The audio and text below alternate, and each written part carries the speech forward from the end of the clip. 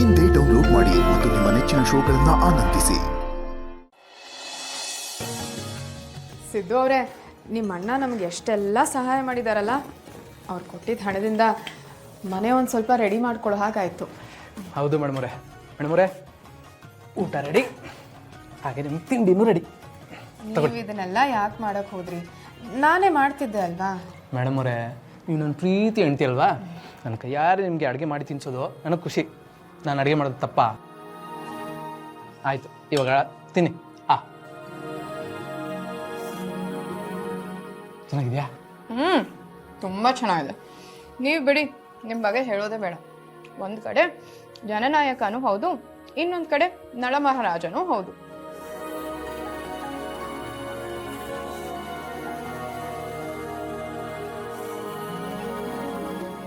ಇದೇನು ಮೇಡಮರೇ, ಉಪ್ಪು ಇಲ್ಲ, ಖಾರ ಇಲ್ಲ, ಇದು ಹೋಗಿ ಚೆನ್ನಾಗಿದೆ ಅಂತ ಹೇಳ್ತಿದ್ರಲ್ಲ? ಸಿದ್ದು ಅವರೇ, ನೀವು ನನಗೋಸ್ಕರ ಅಷ್ಟು ಪ್ರೀತಿಯಿಂದ ಮಾಡಿದ್ದೀರಾ.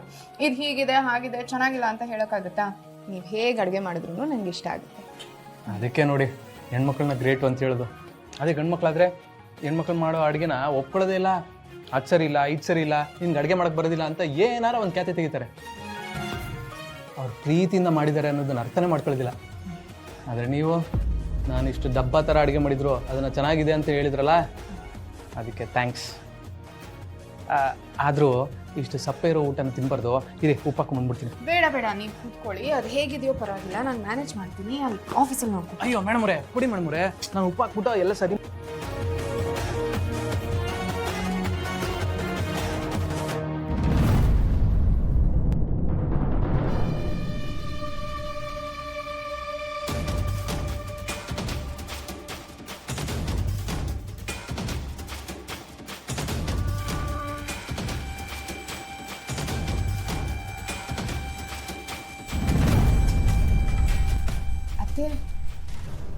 ಅವಾ ಭಾವ, ಕೂತ್ಕೋ.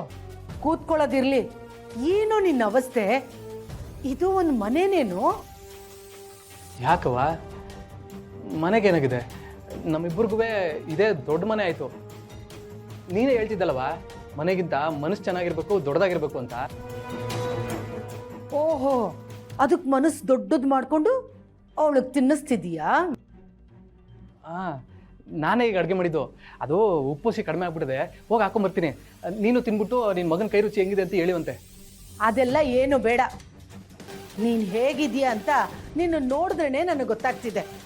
ಈ ಕೆಲಸನೆಲ್ಲ ನೀನು ಯಾಕೋ ಮಾಡ್ತಿದ್ಯಾ? ಅದ್ಯಾಕವ ಹಿಂಗಂತಿದ್ಯಾ?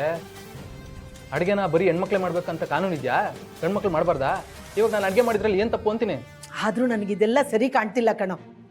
ನೀನು ಮಿನಿಸ್ಟ್ರ್ ಮಗ ಅನ್ನೋದನ್ನು ಮರೆತು ಇಂಥ ಮನೇಲಿ ಬದುಕ್ತಿದ್ಯಲ್ಲೋ. ಲಕ್ಷ್ಮೀ